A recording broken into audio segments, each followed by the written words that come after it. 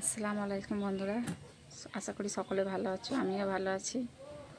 তো আজকে শুক্রবার, জুম্মার দিন। আমাদের জন্য জুম্মার দিনটা অনেকটা বড় দিন। তো আজকে শরীর খারাপ বলে আজকে বর মশাই রান্না করছে। এই যে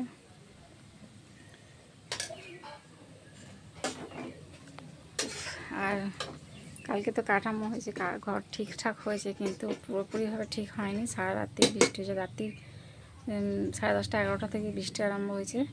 10টা, 10:30 কি 11টা এরকম হবে বৃষ্টি আরম্ভ হয়েছে। সারা রাত ঘর পুরো ভেসে গেছে জলেতে।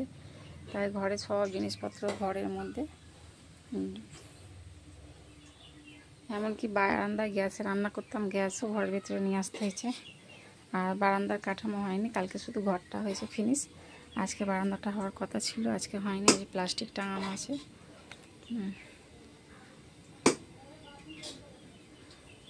সব চাপা চুপি আছে বারান্দার, এই যে এই পরিস্থিতি হয়ে আছে।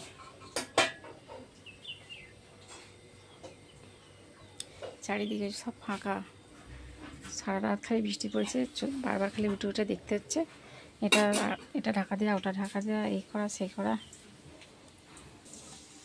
যাক, বা তো আজকে বাড়িতে আছে। তার শরীর খারাপ বলে রান্না বসিয়েছে, বিরিয়ানি রান্না হচ্ছে। অনেকটা বেলা হয়ে গেছে রান্না করতে। ভাত হয়ে গেছে, তরকারিটা হচ্ছে। তরকারিটা হলেই হয়ে যাবে। আর আজকে বারান্দার কাঠামো আজকে হতো, কিন্তু বৃষ্টির কারণে আজকে সকাল প্রায় 9টা, 9:30 পর্যন্ত বৃষ্টি হয়েছে। তাই জন্য আজকে কাঠামোর লোক আসেনি কাঠামো করতে। কালকে আসবে, পুরোটা কমপ্লিট হবে। এখনও ঘর দর গোছানো হয়নি। মানে ঘরের অবস্থা আছে, বারান্দায় যেমন রান্না করতাম, গ্যাস এখন ঘরের ভিতরে, ঘরে রান্না করতে হচ্ছে। বারান্দায় কাদা মাদা হয়ে একেকার হয়েছে।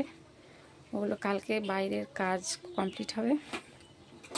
তারপরে ঘর থেকে সব গ্যাস ফ্যাস বার করব, দিয়ে ঘর দোর ভালো করে গোছানো করব। এখনও অনেক কিছু কাজ বাকি আছে আমার, ঘরের কাজ। যাক, আস্তে আস্তে করবো। সবাই আমার জন্য দোয়া করবো, আমি যেন তাড়াতাড়ি ভালো হই, আর আমার ঘর দোর যেন তাড়াতাড়ি ঠিকঠাক হয়ে যায়। আলহামদুলিল্লাহ। খুদা হাফেজ।